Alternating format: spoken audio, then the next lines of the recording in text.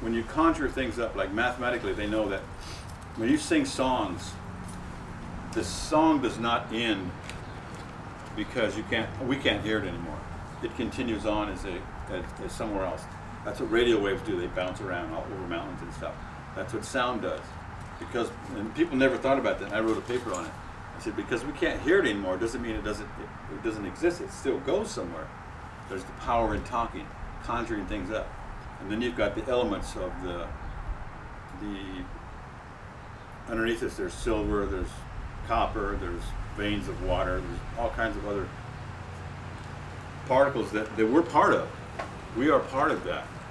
If you take away the water in any human being, there's like a pile of maybe, like that paint right there, there's a pile of about maybe 8 different chemicals. And that's all there is. You know, the rest is just all water. That's why we're affected by the moon, you know, the gravitational pull of the moon. That's why it pulls the water out, because it's that powerful. And people don't think about the power of those things because it's a natural thing and they're not used to that. All they think about is going to the store, going to watch the game, or getting home, getting a beer and take the boots off from a hard day and have a couple of beers before you have a little dinner and play with the kids and, you know, watch a little DVD or something, you know, and then start the whole day again, the same old, same old. And you never really sit down and think. Maybe on the weekends you might, but that's all for entertainment then, games and all other kind of entertainment stuff here in America. People don't really go out anymore and just sit by a tree for 2 days. You know, they don't do that.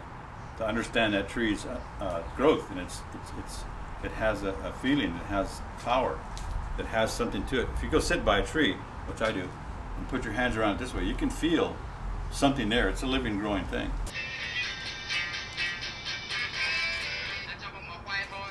Sometimes when I start to paint, not always, but sometimes I like to start burning a lot of sage to keep anything negative, anything that's not positive for me to start painting. It's in the area, because physics tells me that there's a lot of unseen things all over the world, you know, that even scientists today can't even explain, but they're there. You might call them dimensions, you might call them parallel dimensions with us, but they are there. You see, our people have known about them all along.